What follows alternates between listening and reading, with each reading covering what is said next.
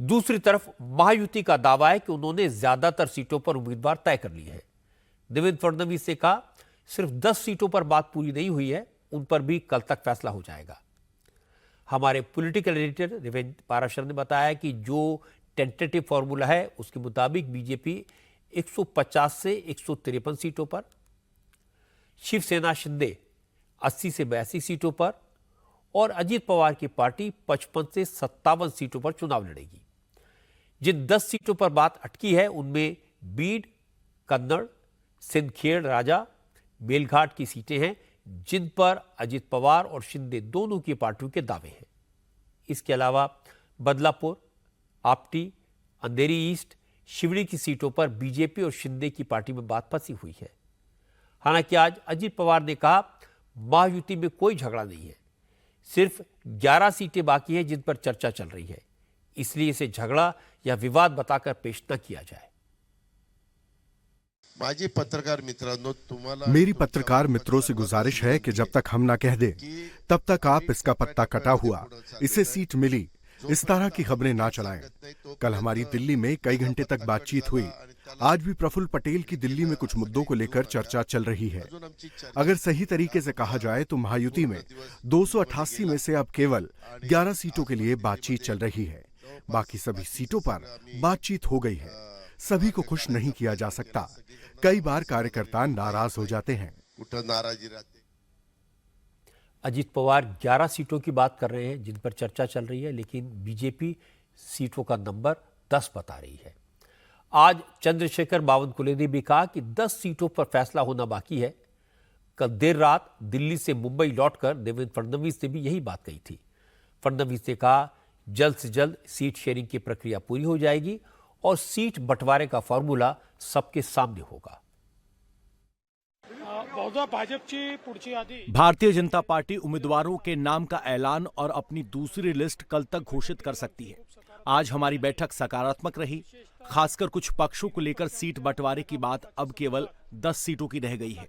हमारे बीच केवल 10 सीटों को लेकर विवाद है और अन्य सीटों पर बातचीत पूरी हो चुकी है।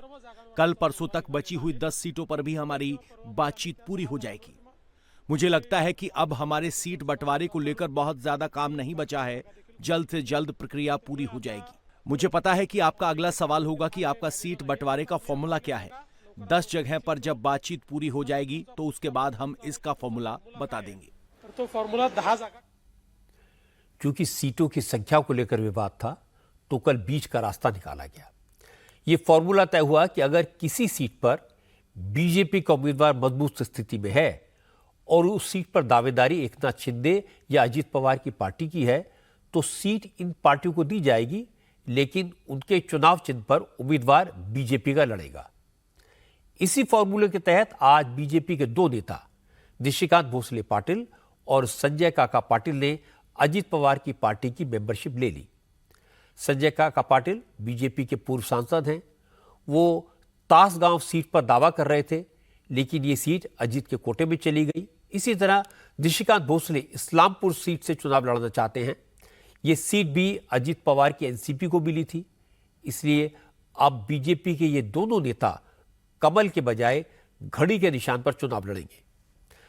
अजीत पवार की मौजूदगी में एनसीपी ज्वाइन करने के बाद संजय काका पाटिल ने कहा, ये एक तरह का एडजस्टमेंट है। सारी पार्टियां महायुति में हैं, इसलिए इस बात से फर्क नहीं पड़ता कि कौन किस निशान पर चुनाव लड़ रहा है।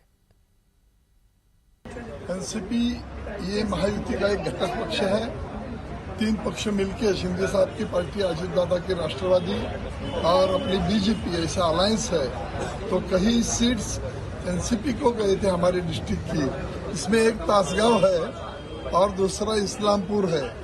तो उसमें अपने को एनसीपी को सीट गई, इसीलिए अपने को लड़ना तो है। इसीलिए पार्टी ज्वाइन करके आगे जाना है महायुति को। निशिकांत भोसले ने तो साफ साफ बात की।